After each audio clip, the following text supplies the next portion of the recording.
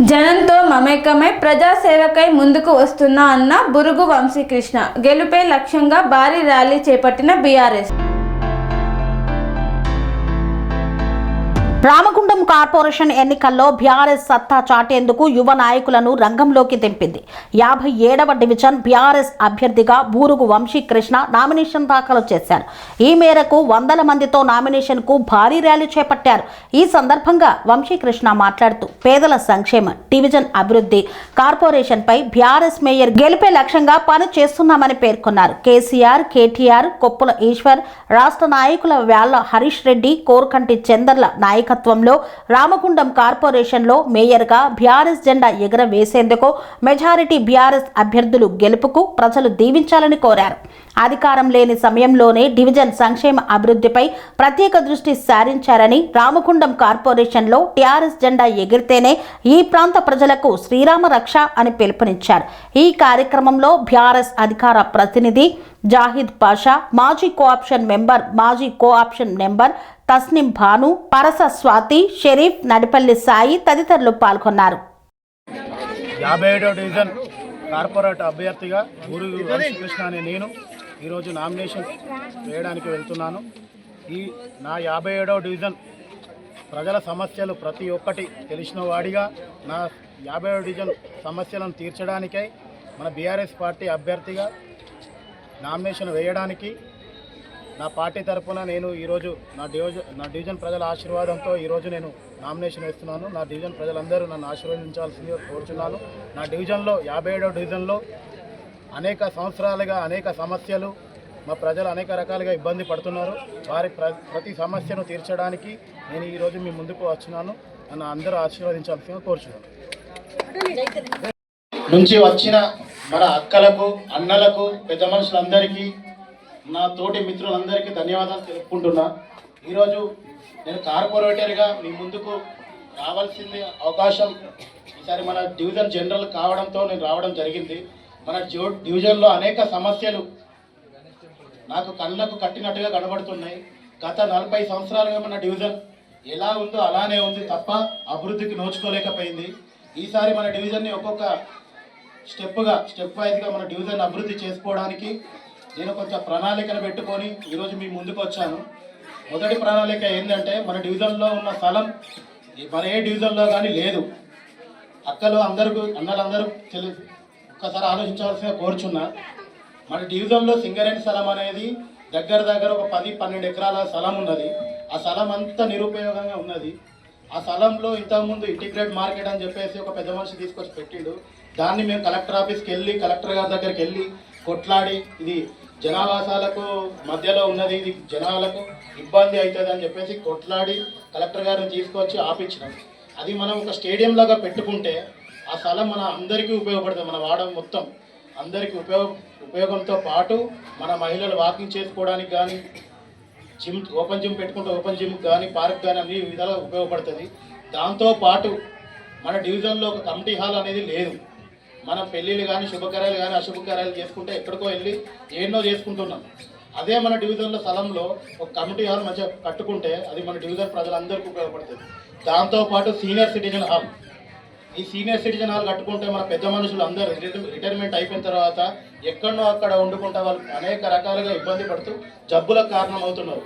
అది కాకుండా మనోళ్ళందరూ హ్యాపీగా ఉండడానికి ఇక్కడ మన వాడలో అత్యధిక మంది సింగరేణి రిటైర్ ఎంప్లాయీలే ఉన్నారు. కాబట్టి మనకు అదే సింగరేణి స్థలంలో సీనియర్ సిటిజన్ హాల్ కట్టుకుంటే అది మన అందరికీ ఉపయోగపడుతుంది.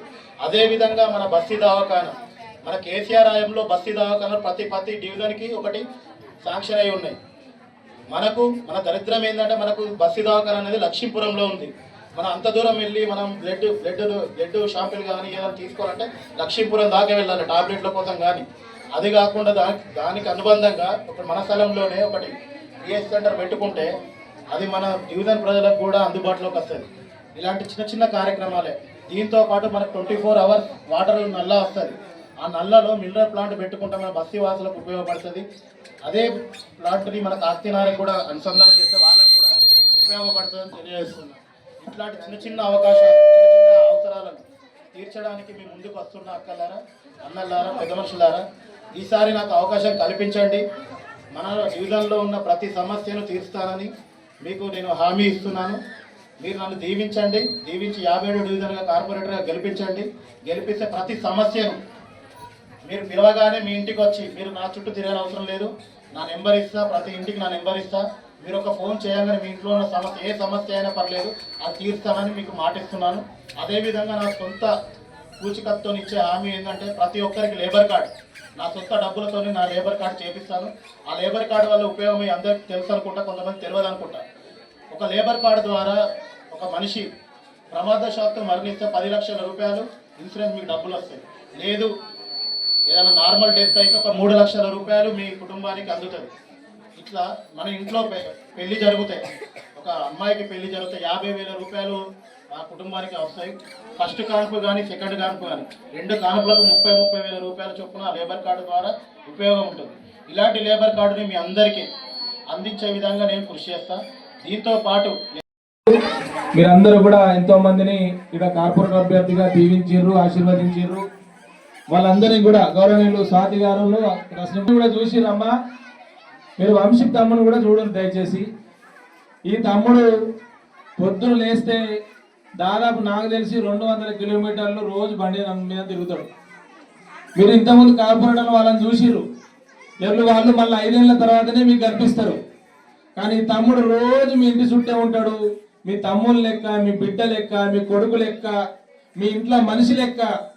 మీరు చెప్తే, మీరు ఇట్లా సైగా చేస్తే, ఇప్పుడు నేను చెప్తున్నా, ఈ రోజులలో చెప్తున్నా, ఈయన పనితనం ఎట్లుంటామంటే వేరే కాంగ్రెస్ పార్టీ వాళ్ళు, టీఆర్ఎస్ పార్టీ వాళ్ళు, ఇంకా వేరే పార్టీ వాళ్ళు, బీజేపీ పార్టీ వాళ్ళు కూడా ఏదైనా సర్టిఫికేట్ కావాలనుకుంటే వాళ్ళతోటి కాకపోతే వంశీతోటి పని అవుతుందని చెప్పేసి వంశీతోటి వచ్చి ఎంఆర్ఓ ఆఫీస్లో కానీ, ఆర్డీఓ ఆఫీస్లో కానీ, మున్సిపల్లో కానీ ఆయనతో ఆయన గెలవగా ముందే ఈరోజు పనులు తీసుకుంటా ఉన్నారు అనే నేను అందరు కూడా వంశీని ముందంటే చెప్తాను, మీ అందరికి మాటిస్తానా.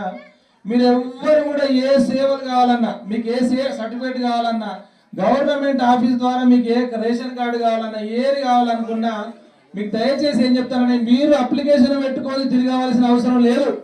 మీ ఇంట్లో కొడుకు లెక్క, మీ ఇంట్లో ఏ రకంగా చెప్తే బాధ్యత గల మనిషి లెక్క, మీ కార్పొరేటర్గా ఏ పనైనా తీసుకొని తీరగలటువంటి శక్తి సామర్థ్యమైన కార్పొరేటర్ కాకముందే ఉంది. దయచేసి ఘనంగా చెప్పలతోటి ఈ విషయం దయచేసి అంగీకరించవలసిందిగా కోరుతాను. ఎందుకంటే అంటే ఆయన సేవలు అట్లా ఉంటాయి. ప్రతి ఇంట్లో కొడుకు లెక్క, బిడ్డ లెక్క మంచి అందరితో కలిసిమెలిసి ఉంటాడు. కాబట్టి మీరు దయచేసి ఈసారి ఆయన ఆశీర్వదించి మీరందరూ కూడా ఆయన కార్పొరేటర్ అభ్యర్థిగా ఈరోజు బలపరచాలని చెప్పేసి కోరుతా ఉన్నాం. ఈ సందర్భంగా వార్డ్ డివిజన్ పెద్దలైన పనేసియా మెరిడియన్ హాస్పిటల్స్ ప్రతి సామాన్యుడికి అందుబాటులో అంతర్జాతీయ వైద్య ప్రమాణాలతో వైద్యం, 24 గంటల అంబులెన్స్ సర్వీసుతో పాటు అత్యవసర సేవలతో ఏర్పాటైన చికిత్సా విభాగం.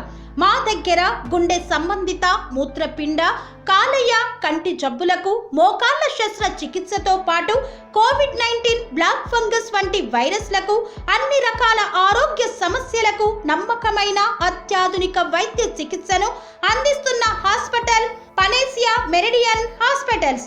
మీ ఆరోగ్య సమస్య ఏదైనా ఇప్పుడు పరిష్కారం సాధ్యం. సంపూర్ణ ఆరోగ్యం కోసం సంప్రదించండి Panacea Meridian hospitals, opposite Bheeramguda Kaman, RC Puram, Sangareddy district, pin code 502032. సంప్రదించాల్సిన ఫోన్ నెంబర్ 0845524177 మరియు 7893757770.